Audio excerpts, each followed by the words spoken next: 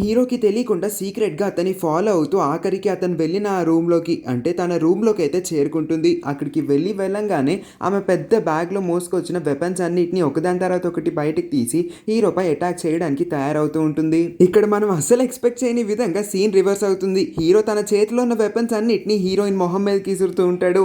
అంటే తను యాక్చువల్‌గా తన ఎంప్లాయీస్ అందరి మీద ఉన్న కోపంతో తన చేతికి ఏది దొరికితే వాళ్ళ ఎంప్లాయీస్‌ని దాంతో కొట్టడానికి ప్రయత్నిస్తే వాళ్ళేమో ప్రతి ఒక్క షాట్ నుంచి ఈజీగా ఎస్కేప్ అయిపోతే చివరికి అవన్నీ వచ్చి హీరోయిన్ మొహానికి తగులుతాయి. ఇలా కాదు నాకు అసలు ఈ వాస్తు సెట్ అవ్వట్లేదు అనుకున్న హీరోయిన్ వేరే డైరెక్షన్ కి వెళ్ళి ఈసారి హీరో పైన అటాక్ చేస్తే మళ్ళీ అది ఎందుకో రిఫ్లెక్ట్ అయ్యి తనకే తగులుతుంది. తీరా చూస్తే హీరోయిన్ ముందు ఒక అద్దం ఉంటుంది. ఆ మిర్రర్ ని తను చూసుకొని ఉండదు. అందుకే అది వచ్చి మళ్ళీ తనకే తగులుతుంది. అయినా పట్టు వదిలని హీరోయిన్ ఇంకొక సిఆర్చర్ ని తీసుకొని ఈసారి ఇసురుదామని చేయని పైకి ఎత్తే లోపు తన మొహం మీదకి ఒక డోర్ వచ్చి తగులుతుంది. తీరా చూస్తే అటువైపు నుంచి ఒక ఎలక్ట్రీషియన్ ఆ రూమ్ లో సర్క్యూటింగ్ ఇంకా వైరింగ్ ఏదో పాడైపోతే అవన్నీ ఫిక్స్ చేసేసానని చెప్పడానికి డోర్ ని ఓపెన్ చేసి మళ్ళీ బయటికి వెళ్ళిపోతాడు. ఆ డోర్ అలా క్లోజ్ అవుతూ ఉన్నప్పుడే కనబడుతుంది ఆ రెండో సిఆర్చర్ కూడా హీరోయిన్ మొహానికే గుచ్చుకుంటుందని. అటువంటి పాయిజనస్ సిఆర్చర్స్ అన్ని మనుషులకి, మర్మైడ్స్ కి, జంతువులకి ఎవరికి గుచ్చుకున్నా సరే ఆ పాయిజన్ వాళ్ళ బాడీలోకి వెళ్ళి వాళ్ళు విషం కక్కడం అయితే మొదలు పెడతారు. ఇప్పుడు హీరోయిన్ ది కూడా అదే పరిస్థితి. అయినా సరే వాళ్ళ మర్మైడ్స్ అందరికి ఇచ్చిన ప్రామిస్ ని గుర్తుంచుకొని ఎలాగైనా హీరోని చంపడానికి అక్కడి నుంచి పాక్కుంటూ సోఫా కిందకైతే వెళ్తుంది.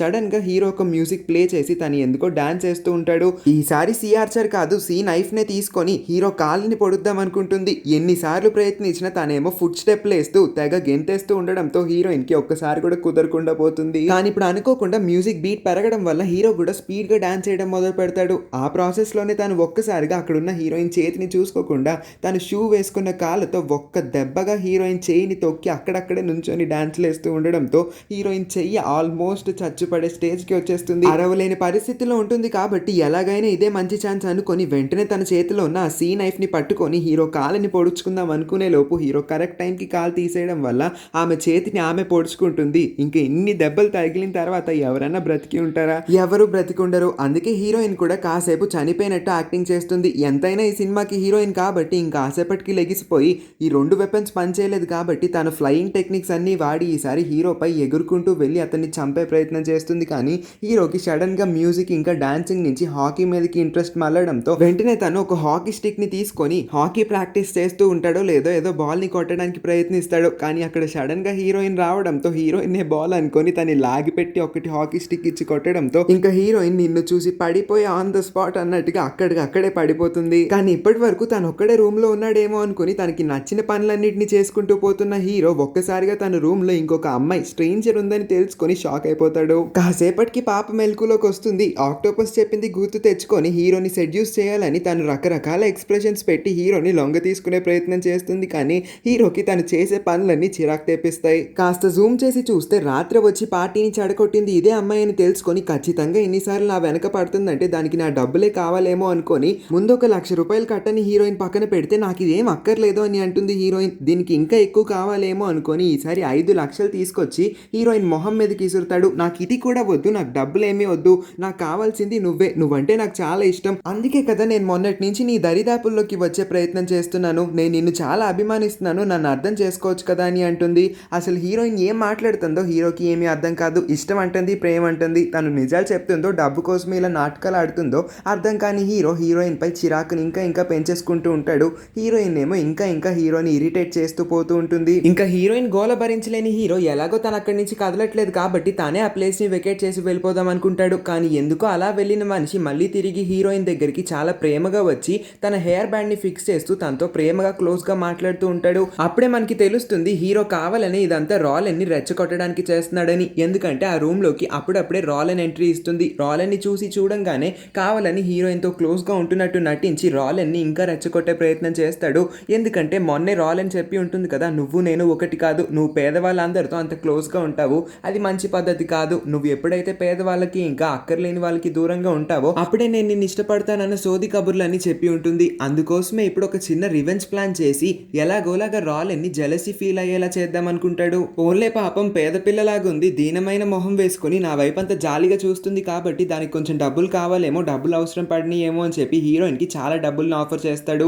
తన ఇంటి దగ్గర వరకు కూడా డ్రాప్ చేయడానికి ఒప్పుకుంటాడు. కానీ హీరోయిన్ ని చూస్తే ఇంకా ఆక్టోపస్ చెప్పిన మాటల్ని గుర్తుంచుకొని హీరోని తన అందంతో అట్రాక్ట్ చేసే ప్రయత్నాలన్నీ చేస్తూ ఉంటుంది. కానీ తన ఎక్స్ప్రెషన్స్ అన్ని కూడా హీరోకి తనపై జాలి, కరుణ, దయ దయ అన్ని పెంచే విధంగా ఉంటాయి. అంటే తను చేస్తుంది ఒకటి, హీరోకి అర్థమవుతుంది ఇంకొకటి అని అర్థం. ఇప్పుడు కూడా ఇందాకట్లాగే సేమ్ టు సేమ్ హీరో ఇసిన ఆ డబ్బుల కట్టలు అన్నిటిని తిరిగి హీరో చేతుల్లోనే పెట్టేస్తుంది. నాకు డబ్బులు ఏమీ అక్కర్లేదు, నాకు నువ్వే కావాలి, నువ్వంటే నాకు చాలా ఇష్టం, ఎప్పటి నుంచో నేను నిన్ను ఇష్టపడుతున్నానని చెప్పి కావాలని అబద్ధాలన్నీ చెప్పి హీరోకి దగ్గర అయ్యే ప్రయత్నాలు చేస్తూ ఉంటుంది. కానీ హీరో వీటిని నమ్మడానికి సిద్ధంగా ఉండడు. అలా కార్ ఇంకాస్త ముందుకెళ్లేసరికి అక్కడ ఒక స్ట్రీట్ ఫుడ్ షాప్ కనపడడంతో వెంటనే అక్కడ ఆపించి హీరోతో కలిసి అక్కడే తందూరి చికెన్ తినాలనుకుంటుంది. హీరోకు కూడా చెప్పడంతో తను కార్ డోర్ ని ఓపెన్ చేస్తాడు. హీరోయిన్ దిగంగానే తను అక్కడ డ్రైవర్ కి చెప్పి అక్కడి నుంచి అయితే ఎస్కేప్ అయిపోతాడు. కానీ ఎందుకో కాసేపటి తర్వాత మళ్ళీ మనసు మార్చుకొని తిరిగి హీరోయిన్ దగ్గరికే వస్తాడు. ఆమె ఎక్కడ కూర్చుంటే అక్కడే కూర్చుందాం అనుకుంటాడు.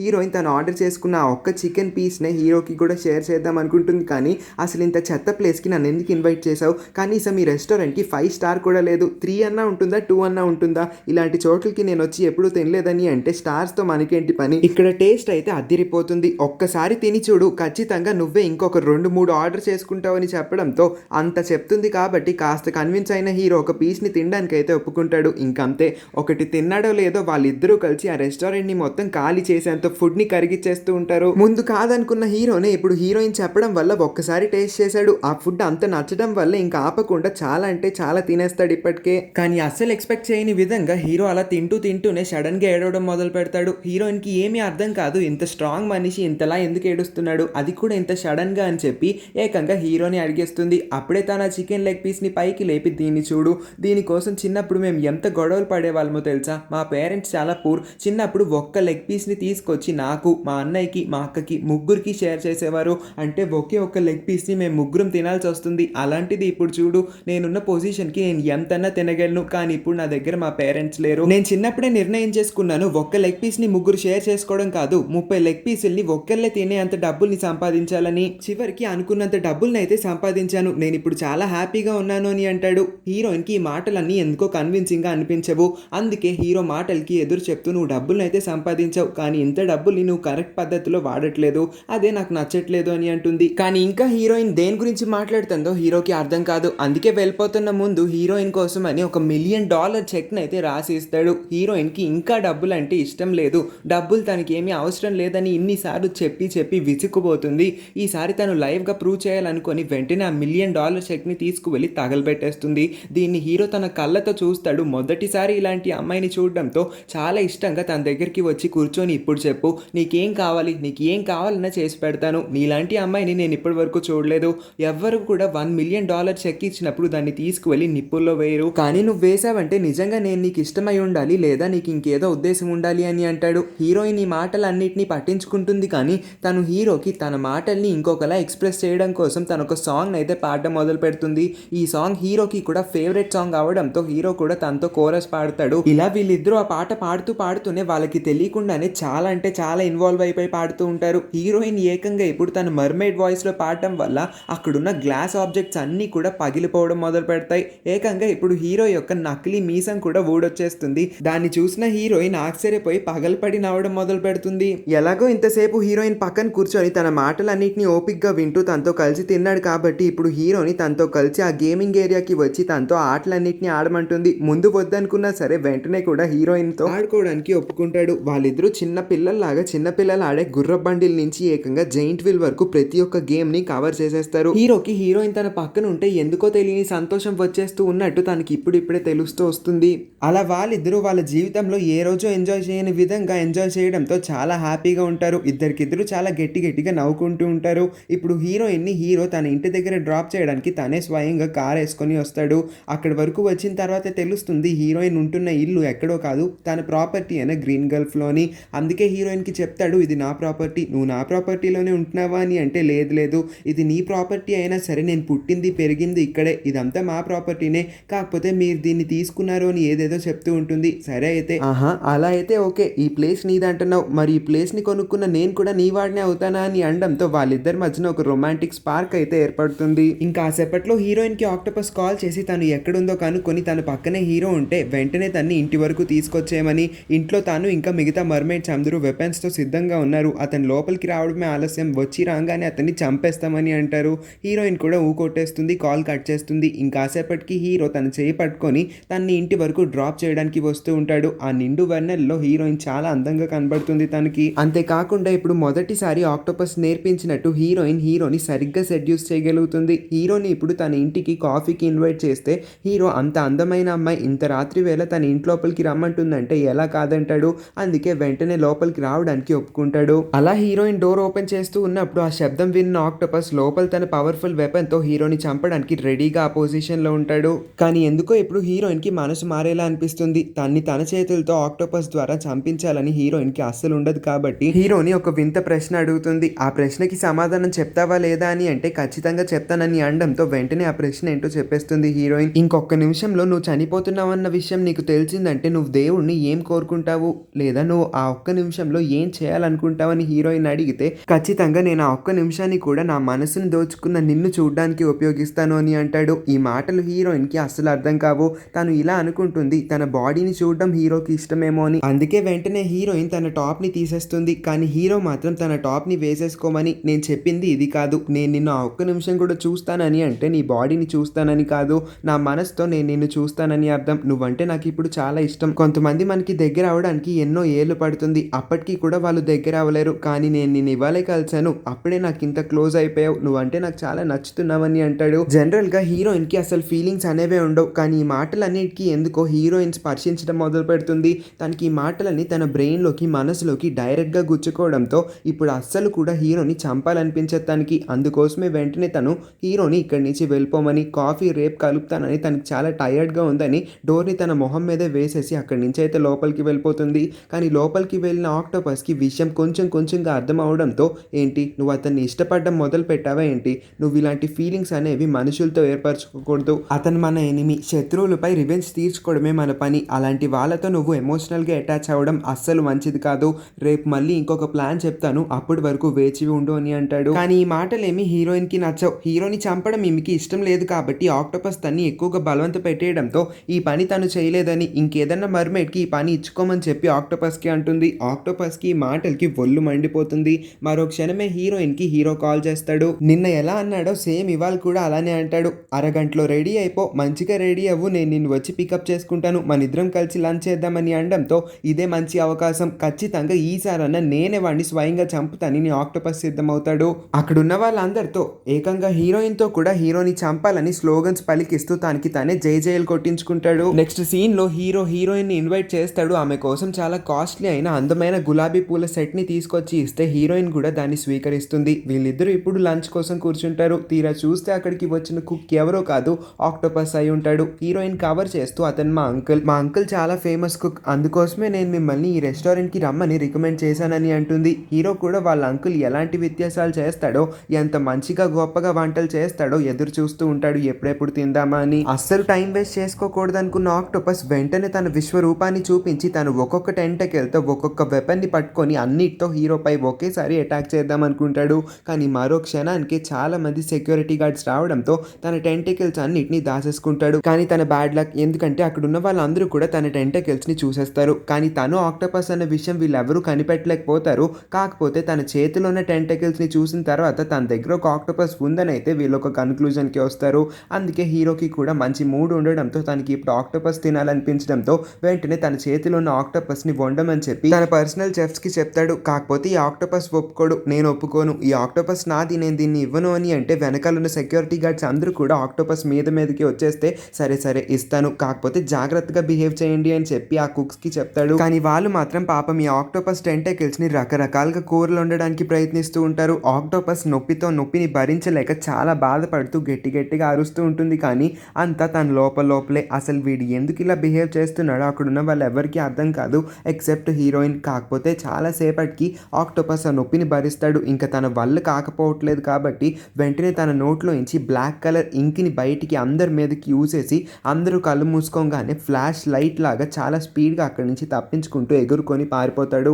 కళ్ళు తెరిచేసరికి తన ముందు ఆక్టోపస్ ఉండడు. అందరూ షాక్ అవుతారు. హీరోయిన్ మళ్ళీ కవర్ చేస్తూ మా అంకుల్ కుక్తో పాటు ఒక మెజిషియన్ కూడా, అతనికి మ్యాజిక్ ట్రిక్స్ అని తెలుసు, ఇలాగే అప్పుడప్పుడు మాయమైపోతూ ఉంటాడు, మాయమవడం అంటే ఎక్కడికో పారిపోయి ఉంటాడులేండి, అతని గురించి మనం పట్టించుకోవద్దని అంటుంది. సెక్యూరిటీ గార్డ్స్ అందరూ కూడా హీరోయిన్ కి అంబ్రెల్లా అడ్డు పెట్టడం వల్ల వాళ్ళు ఆ బ్లాక్ ఇంక్ లో తడిచిపోతారు. వీళ్ళిద్దరికి ఏమీ కాదు.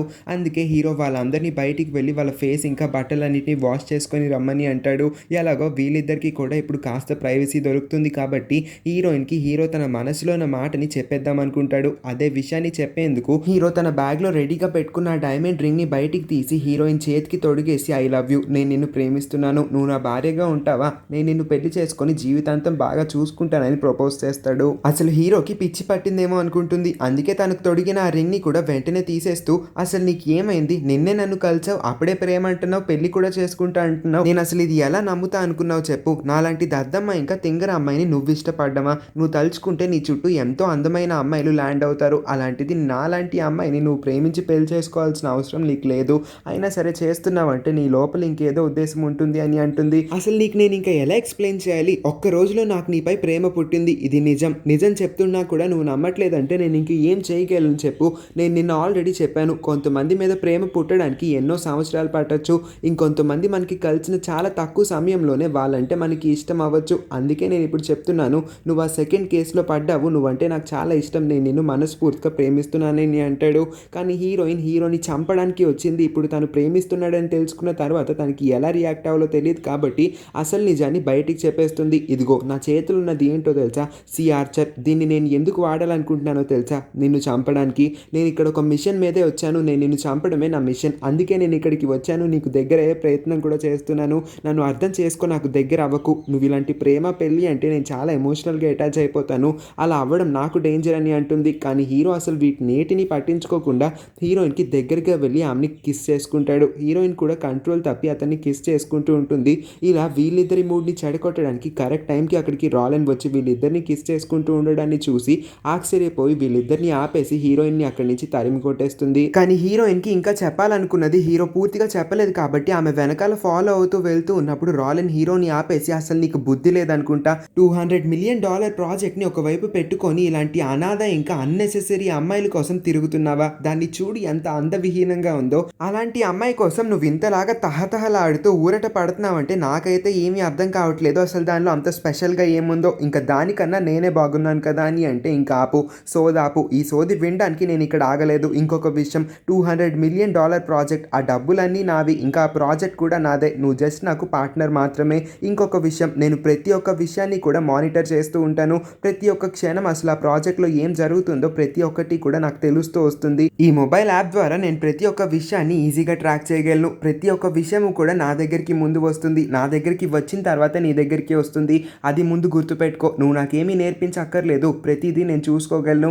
ఇంకొక విషయం, నా బిజినెస్లో ఇంకా నేను ఎవరిని ప్రేమిస్తున్నాను, నా పర్సనల్ మ్యాటర్స్లో ఇంకొకసారి జోక్యం చేసుకోవద్దని చెప్పి అక్కడి నుంచి రాలన్ని వదిలేసి హీరోయిన్ వెనకాల వెళ్ళిపోతాడు. ఇవాళ కూడా హీరోయిన్ తను చేయాల్సిన పనిని సరిగ్గా చేయకుండా తిరిగి ఇంటికి వచ్చిందంటే ఖచ్చితంగా తను ఏదో తప్పు చేస్తుంది, తను నిజంగానే హీరోపై ఫీలింగ్స్ జనరేట్ చేసుకోవడం మొదలు పెట్టిందేమో అన్న అనుమానం ఆక్టోపస్కి బలంగా పెరుగుతూ పోవడంతో అదే విషయాన్ని పదే పదే రిపీట్ చేస్తూ హీరోయిన్ ఇన్వెస్టిగేట్ చేస్తూ ఉండడంతో హీరోయిన్కి చాలా కోపం వచ్చేస్తుంది. అసలు నిజంగా నేను అతన్ని ఏమీ ప్రేమించట్లేదు, కానీ అతన్ని చంపడం మాత్రం నాకు ఇష్టం లేదు, అదే విషయాన్ని నేను ఇప్పటికీ రెండోసారి చెప్తున్నాను, నన్ను ఎందుకు మీరు అందరూ అర్థం చేసుకోవట్లేదని అంటూ ఉన్నప్పుడు కరెక్ట్ టైంకి వాళ్ళ ఇంటి డోర్ బెల్ మోగుతుంది. హీరోయిన్ తన ఒక మర్మేడ్ ఆకారంలో ఉంది, తను మనిషిలాగా లేదు, ఇంకా తన రూమ్లో తనతో పాటు ఆక్టోపస్ ఇంకా మిగతా మర్మేడ్స్ కూడా ఉన్నాయన్న విషయాన్ని పూర్తిగా మర్చిపోయి వెంటనే ఆ డోర్ని ఓపెన్ చేసేస్తుంది. తీరా చూస్తే అక్కడ హీరో వస్తాడు.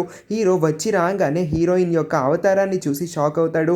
ఒక్కసారి పైనుంచి కిందకి చూసి హీరోయిన్ ఒక మర్మేడ్ అన్న నిజాన్ని తెలుసుకోగానే చాలా ఆశ్చర్యపోతాడు. ముందు ఈ విషయాన్ని సీరియస్గా తీసుకోడు, కానీ కళ్ళని రైట్ టర్నింగ్ ఇచ్చి చూస్తే తనతో పాటు మిగతా మర్మేడ్స్ కూడా రూమ్లోనే ఉంటాయి. దానికి మించి ఫ్యాన్కి ఏలాడుతూ ఒక ఆక్టోపస్ కూడా తిరుగుతూ ఉండడంతో కన్ఫర్మ్ చేసుకున్న హీరో ఇక్కడ ఏదో బ్యాడ్గా జరగబోతుంది, తనకి ఇక్కడ ఉండడం అంత సేఫ్ కాదనిపించి చాలా చాలా స్పీడ్గా ఈ ప్లేస్ని వెకేట్ చేసేద్దాం అనుకొని అక్కడి నుంచి తిరిగి పారిపోయే ప్రయత్నం చేస్తాడు. కానీ కరెక్ట్ టైంకి ఆక్టోపస్ హీరోని కిడ్నాప్ చేస్తాడు. తన మొహానికి ఒక గోని సంచిని కట్టేసి చాలా గట్టిగా హ్యామర్తో అతని బుర్ర పైన ఒకటి వేయడంతో హీరో అక్కడికక్కడే ఆన్ ద స్పాట్ కళ్ళు తిరిగి కింద పడిపోతాడు. మరి ఇప్పుడు హీరో వీళ్ళ చేతికి చేచిక్కాడు కాబట్టి ఆక్టోపస్ హీరోపై ఎలా రివెంజ్ తీర్చుకోబోతున్నాడు. హీరోయిన్కి హీరోపై ఉన్న ప్రేమ వల్ల వీళ్ళందరినీ ఎదిరించి హీరోని కాపాడడానికి ముందడుగు వేస్తుందా, హీరో ప్రాణాలని కాపాడడానికి అసలు హీరోయిన్ ఏం చేయబోతుంది, ఎంత పెద్ద సాహసం చేయబోతుందో, అసలు ఈ మూవీ ఎండింగ్ ఎలా ఉండబోతుందో అన్న విషయాలన్నిటినీ చాలా ఇంట్రెస్టింగ్ వేలో చూపిస్తారు నెక్స్ట్ లాస్ట్ అండ్ ఫైనల్ పార్ట్లో.